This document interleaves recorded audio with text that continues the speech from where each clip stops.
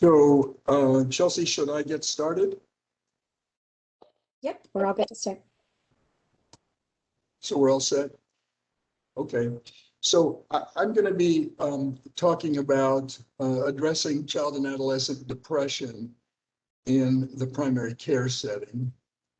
I don't have any conflicts of interest, and we will talk about some off-label prescribing because we're talking about children and adolescents.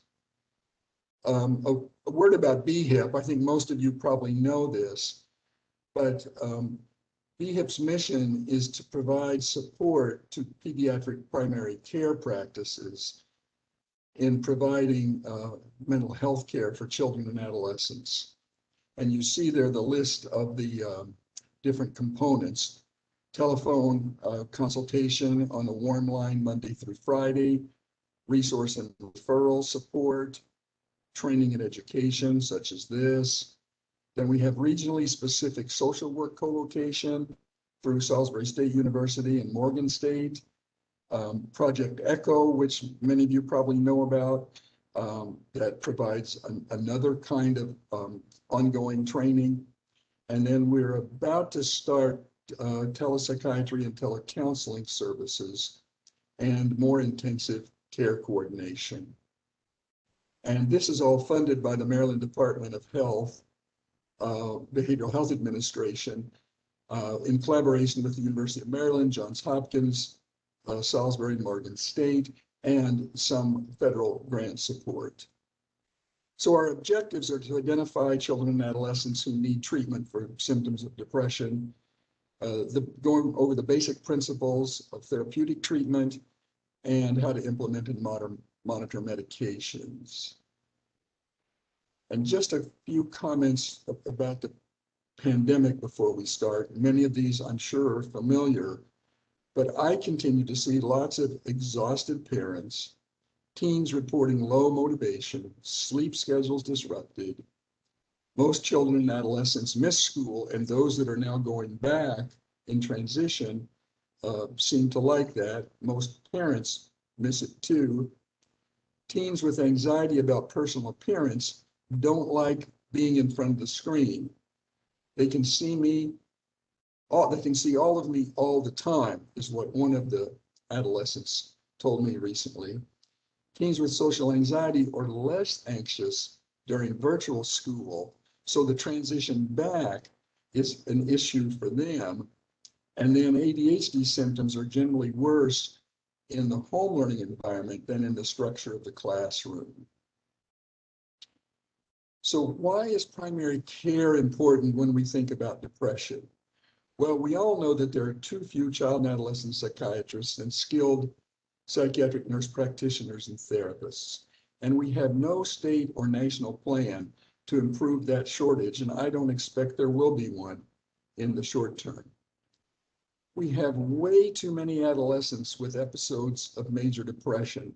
And if we just think about past year, 13.3% of 12 to 17-year-olds. And to me, this seems like an unbelievable number. 20% of female adolescents, about 7% of males. 71% of them have episodes with severe impairment that usually requires combined treatment, medication and therapy. And way too few are receiving treatment. 60% are getting none, 20% therapy only, 2% meds only, and only 18% are getting both, and most of them need both. And this is from the best data we have over time, and this is the 2017 version of the National Survey of Drug Use and Health. This gets updated about every 4 years. The bottom line is, without primary care being involved, we just don't have a chance of taking care of these youngsters. So, an office appointment. Mother has concerns about her 13-year-old daughter, and you have 15 minutes. What to do? So you hear very quickly, she's not the same. Low motivation, falling grades, arguing with parents and sibs, spending lots of time in her room, refusing to walk the dog. There's no recent trauma or losses or stress except the pandemic. And there is a family history of recurrent depression in mother and maternal grandmother. So what are the possibilities? Well, one is an episode of depression. Another is demoralization, which we'll talk about on the next slide. Adjustment disorder, but so far it doesn't sound like that's the issue. And then adolescent developmental stuff. Well, it feels like more than that. So what is demoralization? It's a term I like to use a lot for preteens who are down in the dumps. So it's an understandable reaction to troubling circumstances. Diminished interest or pleasure is usually not present. Now, a comment about that. One of the criteria for depression is this diminished interest or pleasure. And the thinking here is that if you are no longer interested in things and no longer getting pleasure from things, you know, what's the value of being alive? I mean, this is the vital force that really makes a difference for all of us. Demoralization is a useful concept for most preteens with low mood and irritability. It's not a DSM-5 diagnosis, but it is in the ICD-10, and it's used a lot as a diagnosis for children in Europe and some other countries. And it may be the explanation for the 50% placebo response rate in depression studies of youth. And then finally, with demoralization, think COVID-19 pandemic, low motivation. I think that's a lot of what's happening. Now, we don't have good numbers about depression in preteens. The numbers are so low that we just don't have good data. This data, though, is believable. This is about child and teen suicide rates. And it's over a 15-year period, but I can tell you that the last 15 years are the same. This has been stable for 30 years. And you'll see that the 6, 7, 8, 9, 10-year-olds, the rate is incredibly low. Right? Very, very, very low. And then it starts to shoot up during adolescence. And that's about the same as we think a curve would look for depression. Now, how to proceed? I like to use the PHQ-9 for teens. And I know many pediatric practices use it. So I'm going to spend just a bit about that and how I go about it. So this quickly collects information, right? There are just 9 questions here. They're the 9 DSM symptoms. And over the past 2 weeks, have you not experienced this at all, or several days, or more than half of days, or nearly every day? And then in the lower left corner of the slide, there are additional questions that are at the bottom of the form. Have you been depressed for the past year? What we call persistent depressive disorder. That's important because persistent depression is harder to treat and associated with more problems. What about function? Is it affecting school, home, relationships? And then suicidal thoughts in the past month, suicide attempts ever. So that's the PHQ-9, can be filled out in a couple minutes. Here's the scoring. Most clinics that use it as a screener use 10, which you see in bold, for the lowest moderate score as the cutoff for screening to say this child probably needs an evaluation. 10 and above is a score of concern. What are the DSM-5 symptoms? So I put them into 3 groups. First, mood, depressed and or irritable. About half of adolescents just have depressed mood, and about half are both depressed and irritable. There's a very small group that's just irritable. So don't forget about irritability. It's a really important symptom. Then you see the diminished interest or pleasure. Those first 2 symptoms, depressed and diminished interest, are in italics because they make up the PHQ-2, which is used in some clinics as a screener. And they are the most valid symptoms for a depressive episode. And then we have insomnia or hypersomnia, fatigue, loss of energy, weight loss or gain, psychomotor agitation, and retardation. The insomnia often goes with the fatigue and often goes with the irritability. And then the cognitive symptoms at the bottom: decreased concentration or indecisiveness, feeling worthless or guilty, and then suicidal ideation. So 9 symptoms, 3 groups. And what I like to do is just look at the 2s and 3s that are occurring at least half of days or more. And I start by asking about mood, if there's a mood symptom indoors, physical symptoms, diminished interest or pleasure, and then cognition. And then last, suicidal thoughts. I'll say more about that in a moment. And then I look at the functional issues, the course of symptoms over time. I try to get a feel for how long this has been going on. Is it getting worse or not? Then who have you shared this with? Family, friends, anyone? What has their response been? So far, has anything helped? Therapy, exercise, sleep, whatever. That whole process can be done in just a few minutes. Now, you can't hurry it too much, and you have to kind of take a pace that works for someone who's depressed and slow down, but it doesn't take a long time. And then, do you make the diagnosis? Well, if the child has the majority, which is 5 or more of 9 of the symptoms, and 1 is either the depressed mood or the loss of interest or pleasure, present most of the day, nearly every day, for 2 weeks duration, major change from previous functioning, and causing clinically significant distress or impairment. That gives you a diagnosis of major depressive disorder. Now, what about suicide?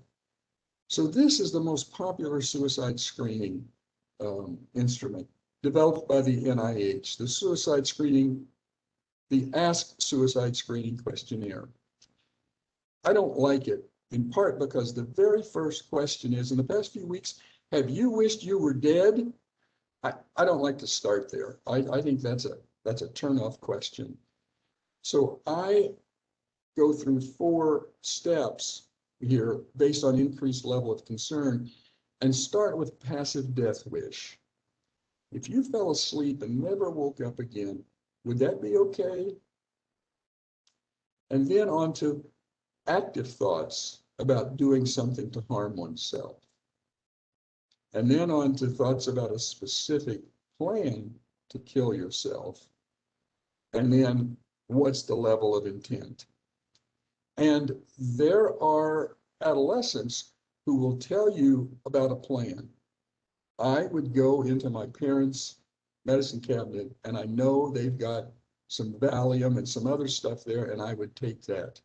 But I would never do it. And I recently, just last week, a 15-year-old girl was saying, I would never do it because that would cause my parents so much pain that it's worse for me to think about that than the pain I'm suffering now from being depressed. So I like that approach to the question of suicidality. The most consistent predictor is a past history of suicide attempts or threats. Then a comment about a safety plan. Who will the patient tell if they have suicidal thoughts? Mother, father, both, friends. And then I need to connect with whoever they say they will tell to make sure we've got an agreement about that. And then are guns, sharps, drugs in a safe spot at home. And if I can't get that safety plan, I just can't feel comfortable working with this patient in an outpatient setting. And I have sent several adolescents to the emergency room because of that. And every one of them was furious with me, but afterward, they were like, okay, no, I get it. You're serious about this. It's a big deal. And we were able to work together and get past that. But I've had to do that a couple of times just because I didn't feel that this youngster was safe. Active monitoring can be helpful if there's suicidal thoughts, staff phone calls, electronic communication. Your management plan always has to have, they need to know that if things get tough, it's off to the hospital emergency department and then potentially consultation. Now I want to shift to just the development course of depression. So as we've talked about, the likelihood of onset increases markedly during puberty. The course can be quite variable. It's always episodic with complete and incomplete remissions, but sometimes they'll last a few weeks, sometimes they'll last a few years. Chronicity increases the likelihood of personality, anxiety, and substance use disorders, and decreases treatment response. So that's why that persistent depression question is at the bottom of the PHQ-9. You want to know about that. And then somatic symptoms recover first, the physical symptoms. Oh, I'm sleeping better, have more energy. The cognitive symptoms recover last, including the suicidality. And that's why we need to be aware that the most dangerous time in a depressive episode is the beginning of recovery. It's not rock bottom, it's when things start to get better. So now we made the diagnosis. What are we going to do? Well, we need to do some education. It's episodic, sometimes runs in families. It's no one's fault, sometimes recurrent. You may need a chronic illness approach, say like with asthma. It's treatable, and you are committed and confident that treatment will work. And I think that last one is really important. And then in thinking about depression, I have here just do something. Many, many, many patients will get better with just a personal commitment from the right people and engagement with them. So that can be the primary care clinician, parent, guardian, coach, religious leader, anyone who will say, I'm going to step up. Let this young person know I care about them. I'm going to be there for them. They're going to get through this. We're going to do it together. That's really important. And I'm not talking about any therapeutic stuff here, just good human caring. Then activation, sleep, exercise, substances. So for sleep, we have studies of adults with depression that show treatment of sleep as an important separate treatment for depression. And there is a simple CBT psychotherapy for insomnia in adults. The clinic I work in, the therapists are trained in it, and they do both therapy for the depression and CBT for insomnia.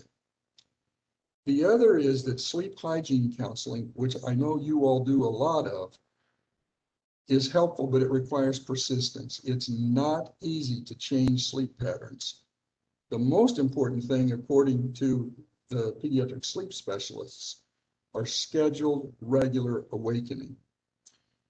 What I do with that is set a time, an agreed upon time that works well for the young person to get up in the morning for school. Let's say it's 7 o'clock. On the weekends and holidays, if the parents agree, and they usually do, I say you get an extra 2 hours. So it's 9 o'clock. And that way they have some flexibility and they can sleep in late, but we don't get into, no, I'm going to sleep all day on Saturday. That just leads to a disrupted sleep cycle. Then daytime sleep restriction, I have here no naps. If there's a nap, set the clock on the cell phone for 30 minutes and nothing longer. And again, the sleep research shows that does not disrupt nighttime sleep. And then caffeine restriction. And then bedtime stimulus control, lights, electronics, music. You all know this drill. It's a really important one for depressed patients. And then melatonin, which is a sedative at higher doses, is a popular sleep aid. But, and I want to digress here just a bit about melatonin. So it's a pineal gland hormone that regulates 24-hour sleep-wake cycle and other circadian rhythms. Peak levels occur during the night, starts to go up, and as it goes up, it helps you go to sleep. There's research that shows if you give young adults a daytime dose of anywhere from 0.1 to 0.3 milligrams, the increased melatonin in the plasma is equivalent to the normal night range. Okay, so that's all that's needed to kind of cause the melatonin to go up. Melatonin has sedative effect at higher doses. It's its main side effect, if you will. Adult data shows that sleep onset is about 30 minutes earlier if you take melatonin at night, but this effect wears off over about a month. Over-the-counter melatonin preparations range from 1 to 10 milligrams. You can't buy a 0.1 or 0.2 or 0.3. The lowest is 1.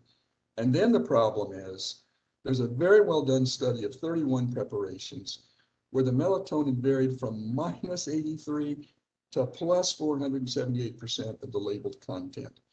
So you don't know what you're getting. That number on the bottle may or may not be helpful. Now, there is a preparation that is USP verified and is accurate. The dose is accurate, but it costs more and is only available in 3 and 5 milligram dosages. When I have parents that say it makes a difference if we stop it, he doesn't sleep, I want to continue it, we want to continue it, I say, okay, but ask the pharmacist for the USP preps, and if you can afford them, use them. Then we know what the dose is. A bit more about melatonin. So it's used lots by lots of parents with or without recommendation from their primary care clinician. The best efficacy data is for autism. There's some for ADHD. Data supporting use of melatonin in developmentally normal children are limited, and its long-term safety is unknown. This is from the medical letter recently. And the medical letter is something you can trust because it has absolutely no commercial connections. Long-term melatonin supplementation can suppress the hypothalamic gonadal axis and may be associated with delayed onset of puberty, possibly by preventing the decline in nocturnal levels of melatonin that occur during the onset of puberty. Now, this is something you can find articles where pediatric endocrinologists worry about this. Maybe it's not such a big deal since the onset of puberty has been getting earlier and earlier and earlier over time if it was delayed a little bit. You know, one could argue that either way. My bottom line now, and this is a new bottom line for me, but melatonin may be the most benign sedative for sleep onset treatment, with above caveats, although no meds are preferred if possible. I'm not so sure it's worse that a child take 5 milligrams of melatonin than other things they may be given to put them to sleep. Exercise. So that was sleep. What about exercise? Again, just do something. Something's better than nothing.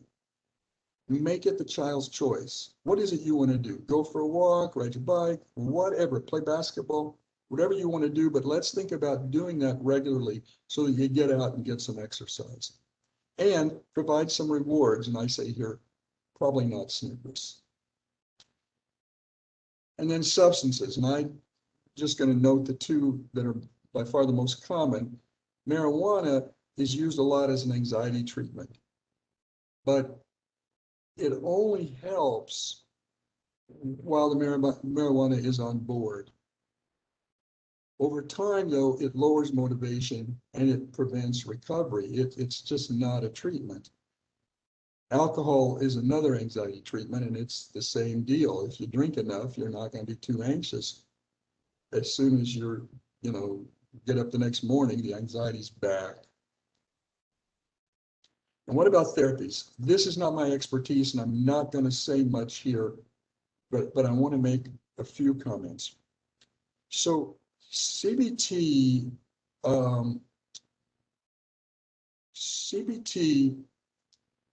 is not as straightforward for depression as it is with anxiety, and I'm going to come to that in a bit. Exposure and response prevention is more difficult. Interpersonal therapy, there's good data to support it in adolescence, and it deals with your personal relationships and commitments.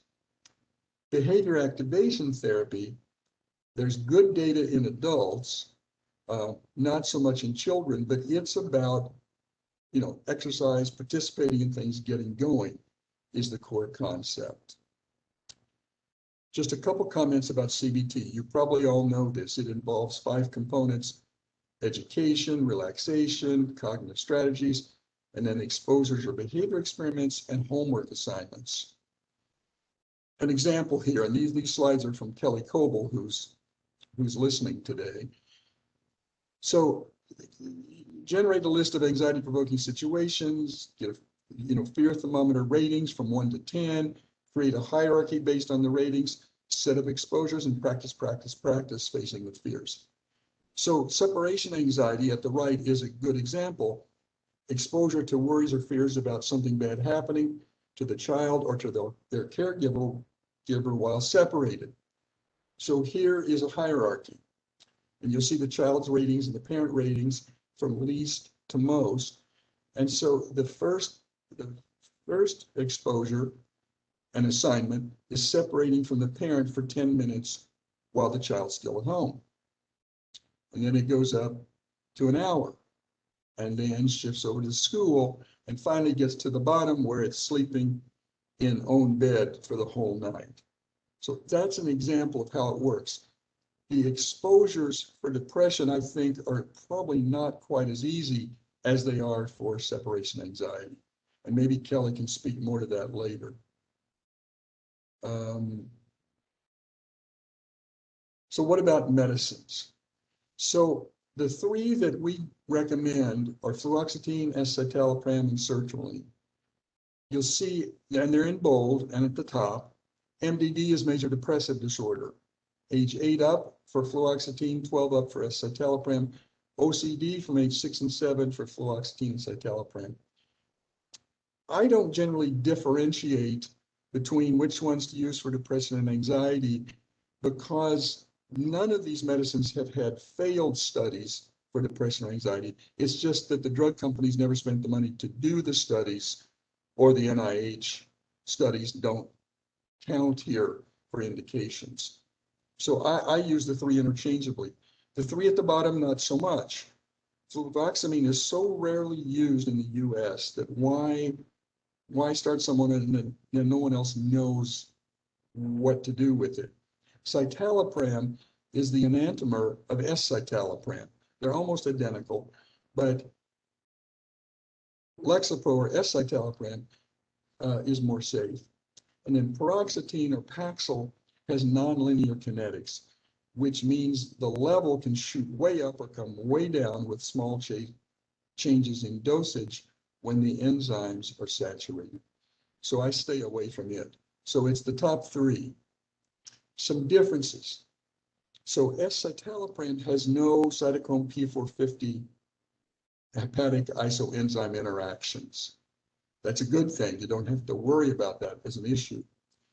There are generic scored 10 and 20 milligram tablets, so you only need 1 prescription for a dosage range. If you're going to go up to 10, prescribe a 10, scored, break it in half for the first week, and then go up to the full tablet. If you're going to 20, break it in half, 10, then 20. And escitalopram is the least activating of these 3, so it's a bit better for sleep. If we go to the bottom, fluoxetine has a very long half-life. So that's good if there are missed doses and concerns about compliance. On the negative side, it's a very strong inhibitor for cytochrome P452D6, and there are quite a few drugs that are metabolized by that isoenzyme. It's the most activating of the three. Sometimes that may be an advantage if you have an adolescent who's depressed and pretty lethargic. Maybe fluoxetine's a better choice to kind of help get them going. But fluoxetine can sometimes make sleep worse. And then sertraline is in the middle. It's in the middle in terms of being activating or not. It's just a moderate inhibitor of two of the isoenzymes. Moderate inhibition doesn't really cause trouble with drug levels.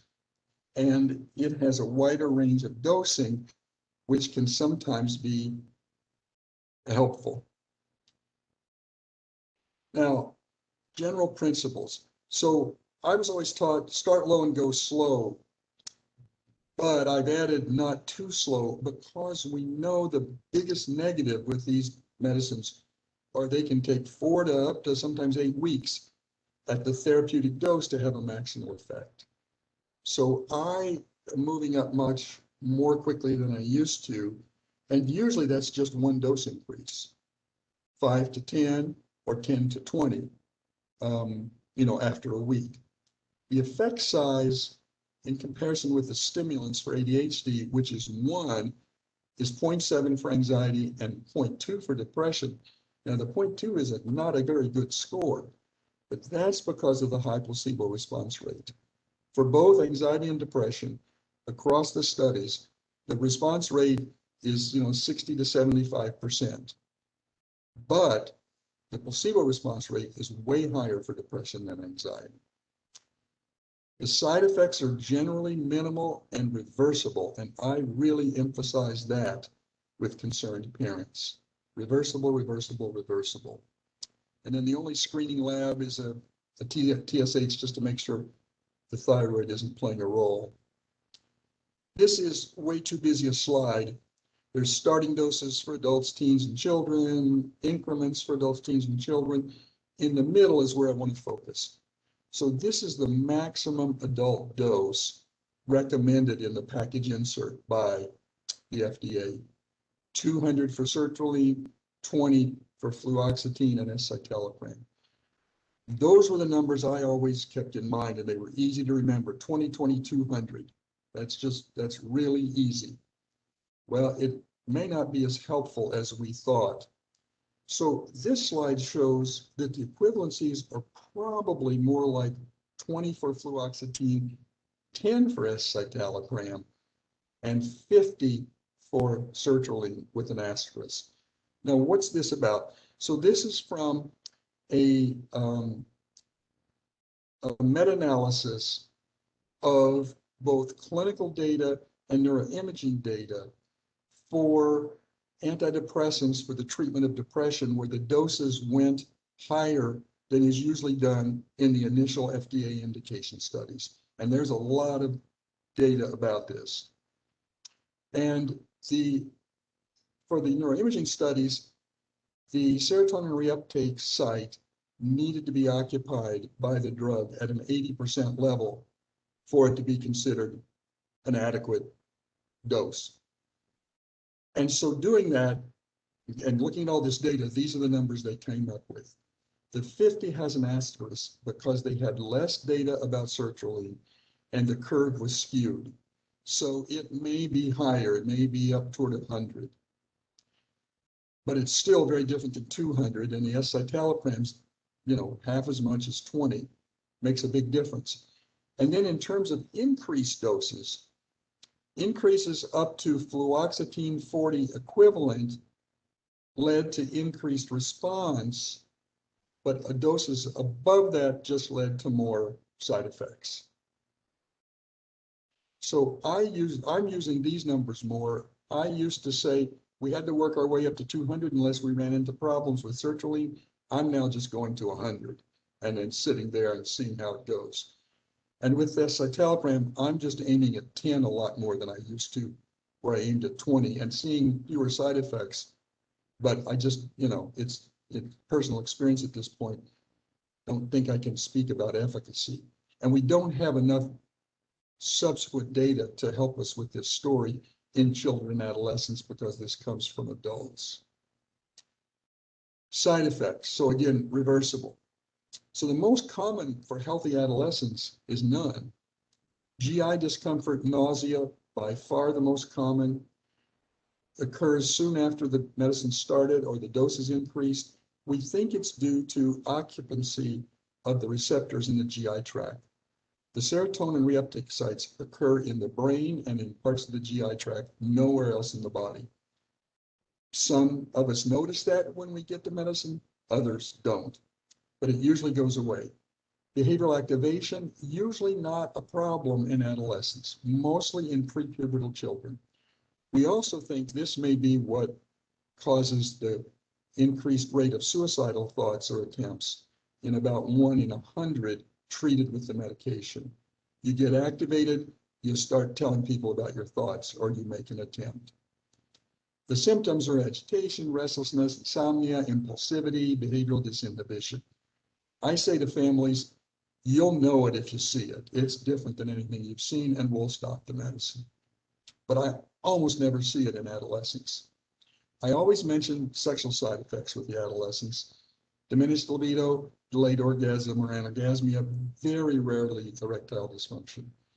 And they occur in maybe 1/4 to 1/3 of adolescents. They're dose responsive, and so lowering the dose can help, or changing medicine helps. I want to make sure that pregnancy is not happening, although the most studied medicines, psychiatric medicines, regarding pregnancy are the SSRIs, and they are not very problematic. There are no fetal abnormalities, and there can be a kind of minor post-delivery behavioral stuff that goes away pretty quickly. So, but I still, let's just not have a pregnancy while we're taking the drug if possible. Quick mention about serotonin syndrome. You may never see this.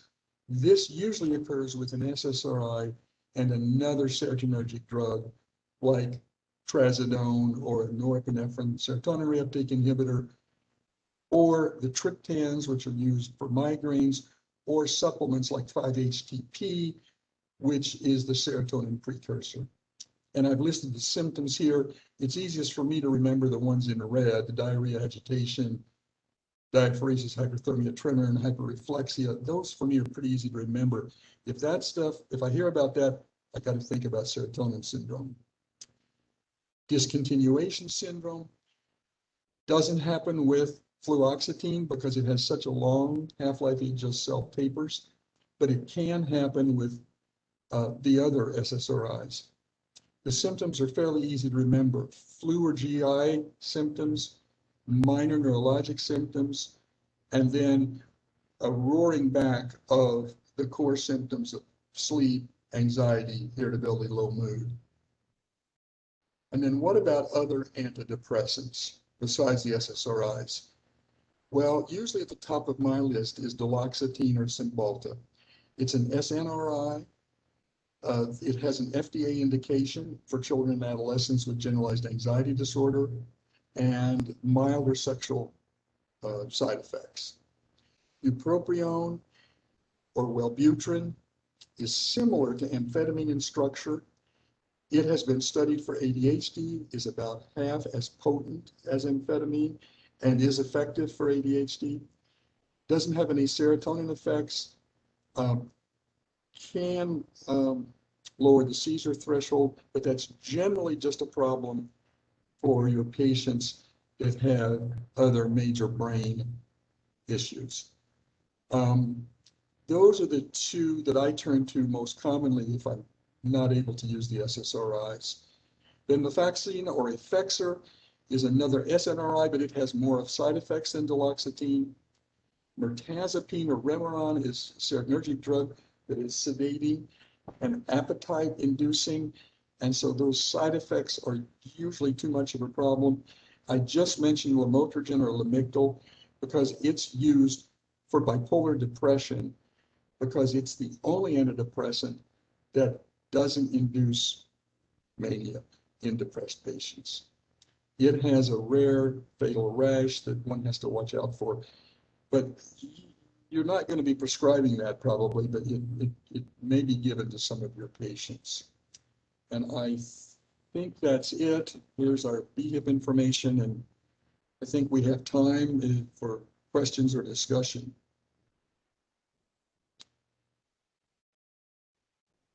Chelsea, should I stop sharing here? Sure. Yep. And so we are just going to ask that you place any questions in the chat box, and then we will go ahead and get to them.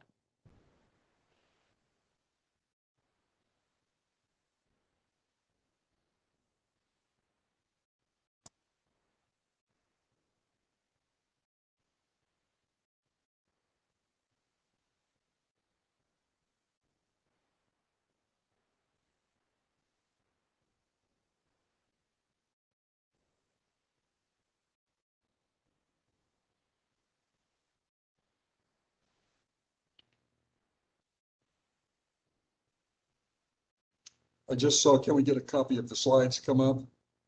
The answer is yes. Chelsea, do you want to say how that would happen? Yep, so a full recording of today's session, as well as a slides and a PDF file of any resources mentioned, will be available on our website on Monday.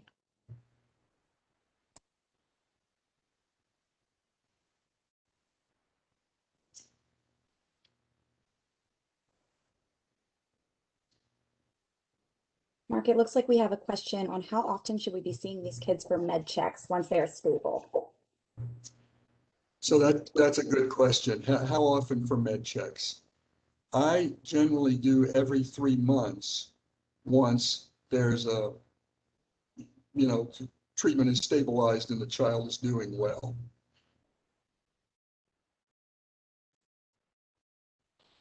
We have another question on how you make the determination of when to start medication versus therapy alone. When to start a medication versus therapy alone, I don't think there's any set rule on that. I think if as long as you're not worried that this child is really, losing ground at school, relationships are falling apart, the family is up in arms, as long as none of that's going on, I would suggest therapy first, and hoping that therapy alone would move things forward. If things are really difficult, then I might do both at the same time. And I think that's, for me, that's on a case-by-case basis.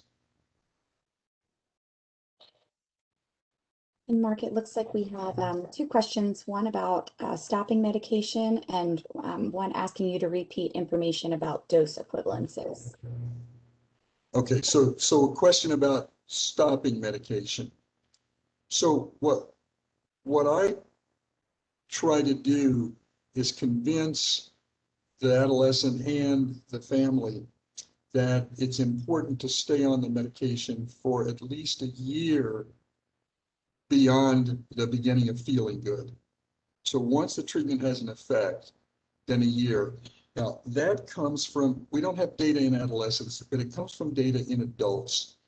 It shows that if you treat less than a year, you're more likely to have a subsequent episode of depression. But that's sort of the threshold. They did studies where they stopped it over various periods of time. So I use that as my guideline.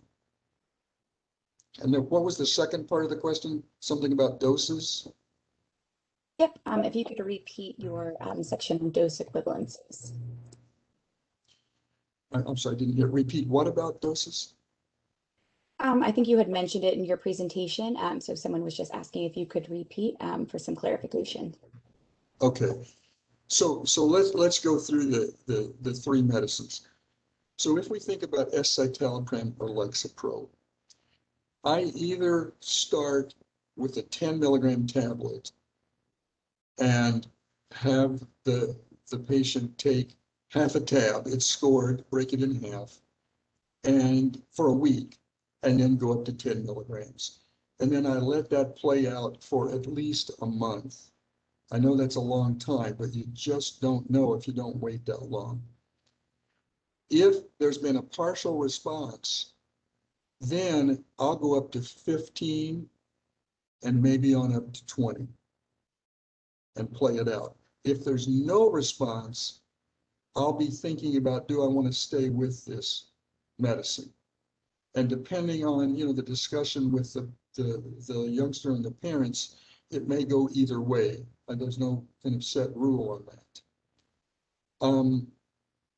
Sometimes with older adolescents, particularly those who are physically pretty big, I may start with a 20 milligram tablet, break it in half, take 10, and then go to 20. All right. The reason I mentioned on the slide the scored tablets is that you can't do that same thing with fluoxetine or Prozac, because the scored tablets are still branded, they're not generic.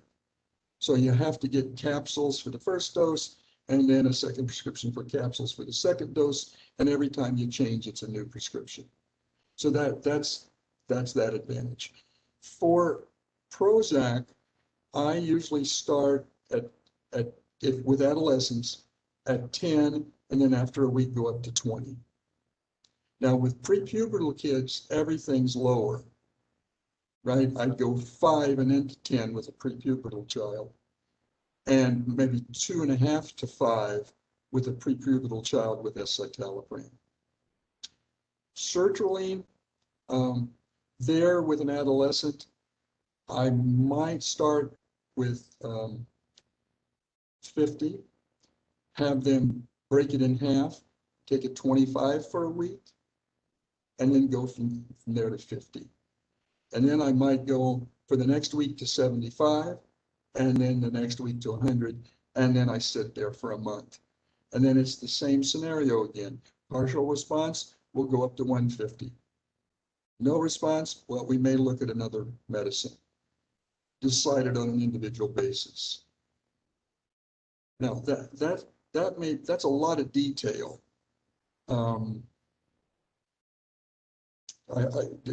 Did that answer the question?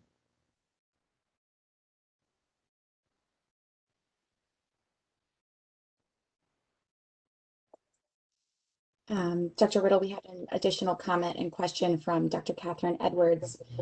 She stated that as a primary care provider, they have always felt pretty strongly that if we are starting meds, the child needs to also be in therapy. Obviously, this is hard to find nowadays, and once they feel better, they often don't feel the need to be in therapy anymore. Do you think it's okay to maintain the child on medication without therapy once they're doing well and they're stable? Yeah, that's a great question. Those of you who know me know that I'm pretty bald, and that's because I pulled all my hair out around this question over many years. Okay, this is a really tough one with no easy answers. And sometimes and right now I'm working in, have been working in primary care setting, working with primary care clinicians, and when we can't get good therapy, we will sometimes just decide to do medication. I don't like it, and we keep pushing for therapy. Now, there's a qualifier. Really depressed patients can't do much, even with the best of therapists, because they're slowed down, and sometimes it takes a little help from the medicine before they can really use the therapy. So sometimes I just try not to fight that battle and just say, let's keep trying to look for a therapist, and we'll get there as, the patient gets better. I guess it's the reality of the work with families that has led me to have to be more flexible in my beliefs that that's what I should always do. And I'm more than happy to hear from others in the audience if they have other thoughts or views about this, because this is really a tough one.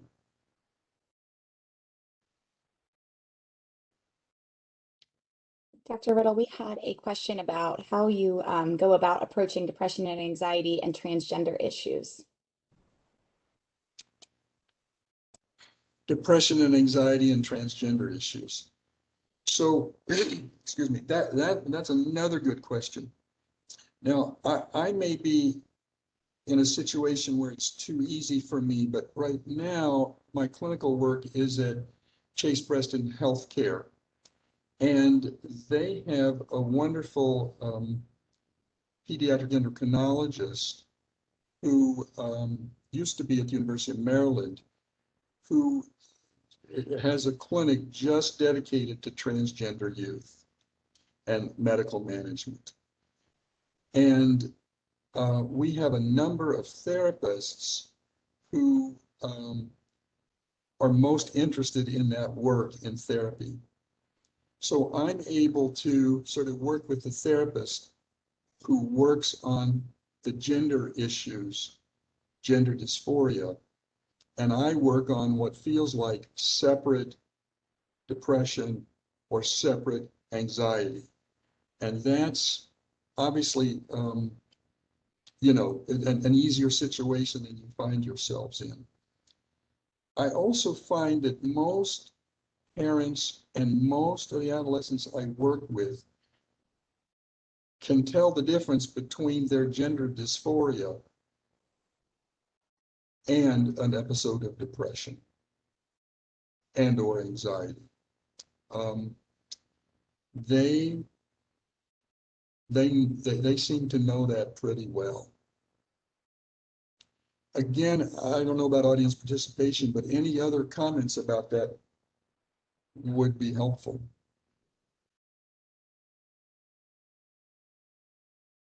Can I ask something?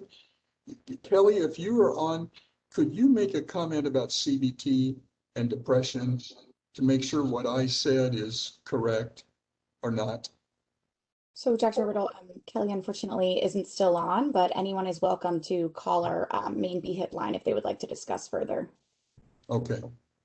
We did have a question about differentiating between symptoms caused by COVID-19, like low motivation and irritability, and a depressive disorder, differentiating between the two. Well, another good question. So one is the time course.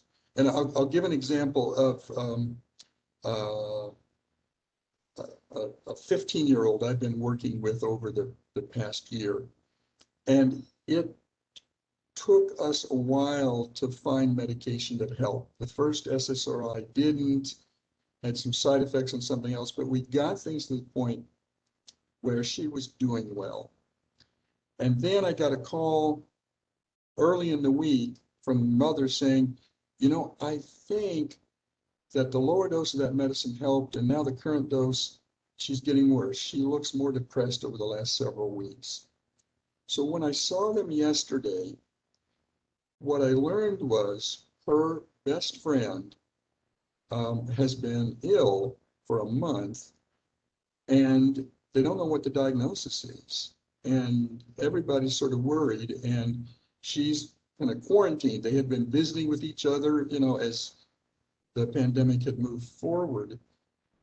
And to me, it was, at least it seemed pretty clear, it's that things had gotten worse, not because the medication wasn't working or there was, you know, a resurgence of depression, but that she was just bummed out because of this fear of losing her best friend and the social isolation that came from that.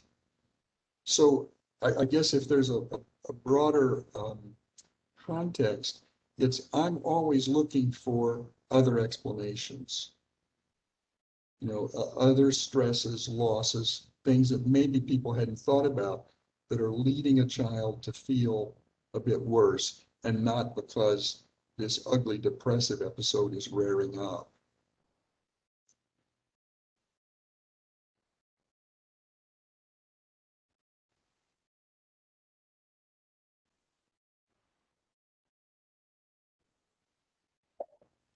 We've got about 5 minutes left. If anyone has any additional comments or questions, feel free to ask those now.